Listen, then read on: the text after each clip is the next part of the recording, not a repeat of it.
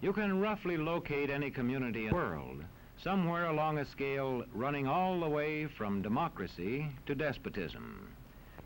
One to the democracy end, another somewhere in the middle, and a third. Let's find out about despotism. This man makes it his job to study these things. Well, for one thing, avoid the comfortable idea that the mere form of government can of itself safeguard a nation against despotism. Germany, under President Hindenburg, was a republic. And yet in this republic, an aggressive despotism took root and flourished under Adolf Hitler. When a competent observer looks for signs of despotism in a community, he looks beyond fine words and noble phrases. For which it stands, one nation, indivisible, with liberty and justice for all. Many observers have found that two workable yardsticks help in discovering how near a community is to despotism: the respect scale and the power scale. A careful observer can use a respect scale to find how many citizens get an even break. As a community moves towards despotism, respect is restricted to fewer people. A community is low on a respect scale if common courtesy is withheld from large groups of people on account of their political attitudes. If people are rude to others because they think their wealth and position gives them that right, or because they don't like a man's race or his religion.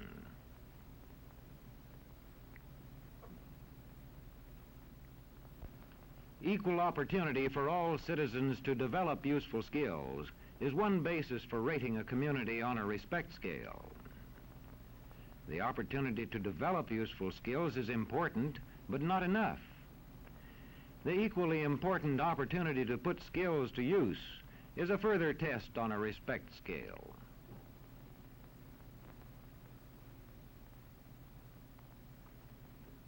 A power scale is another important yardstick of despotism.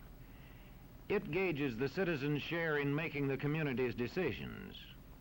Communities which concentrate decision-making in a few hands rate low on a power scale and are moving towards despotism.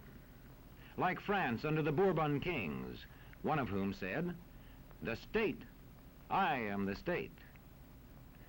Today, democracy can ebb away in communities whose citizens allow power to become concentrated in the hands of bosses.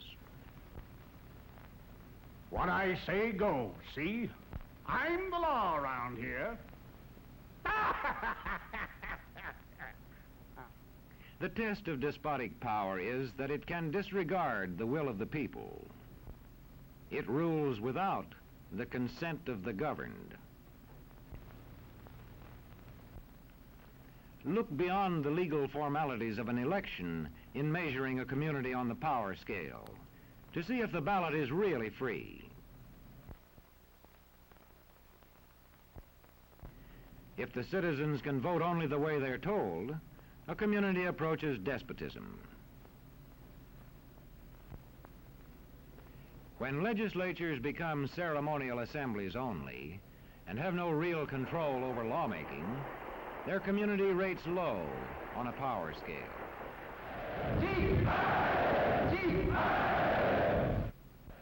In a downright despotism, opposition is dangerous, whether the despotism is official or whether it is unofficial.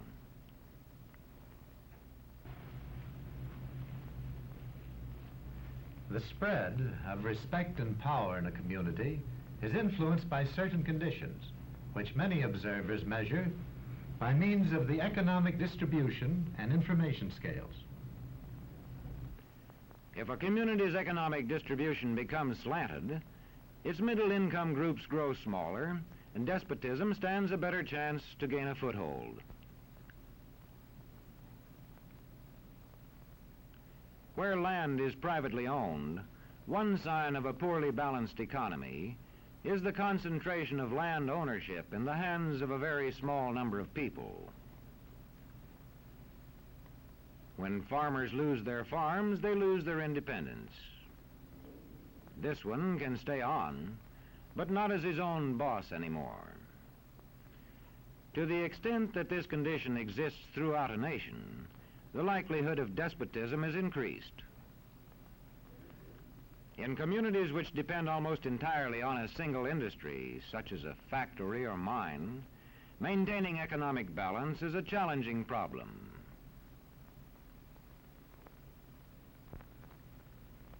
If this condition exists over the nation as a whole, so that the control of jobs and business opportunities is in a few hands, despotism stands a good chance.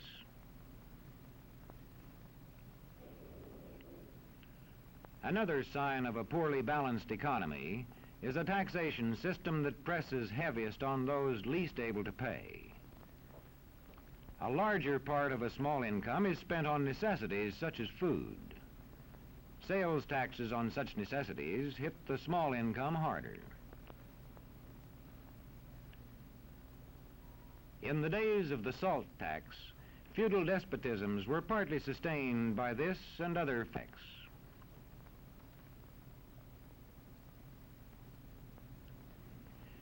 A community rates low on an information scale when the press, radio, and other channels of communication are controlled by only a few people, and when citizens have to accept what they are told. In communities of this kind, despotism stands a good chance. See how a community trains its teachers. Bear this in mind. Young people cannot be trusted to form their own opinions. This business about open-mindedness is nonsense. It's a waste of time trying to teach students to think for themselves. It's our job to tell them. And when teachers put such training into practice, despotism stands a good chance. These children are being taught to accept uncritically whatever they're told. Questions are not encouraged.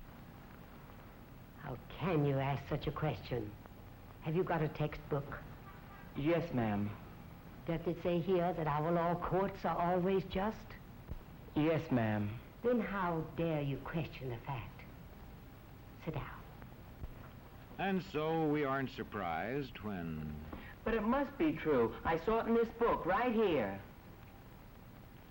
And if books and newspapers and the radio are efficiently controlled, the people will read and accept exactly what the few in control want them to. Government censorship is one form of control. A newspaper which breaks a government censorship rule can be suspended. It is also possible for newspapers and other forms of communication to be controlled by private interests. I thought I told you to kill that story. It'll cost us a lot of advertising. If that story goes out, I quit. All right.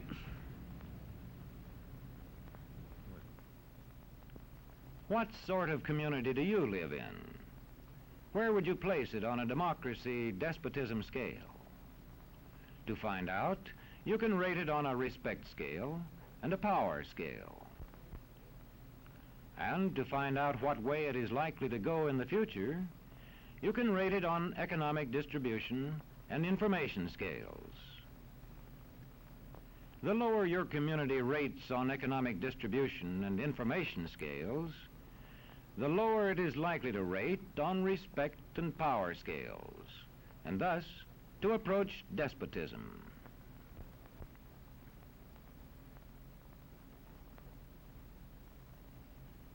What happens in a single community is the problem of its own citizens. But it is also the problem of us all, because as communities go, so goes the nation.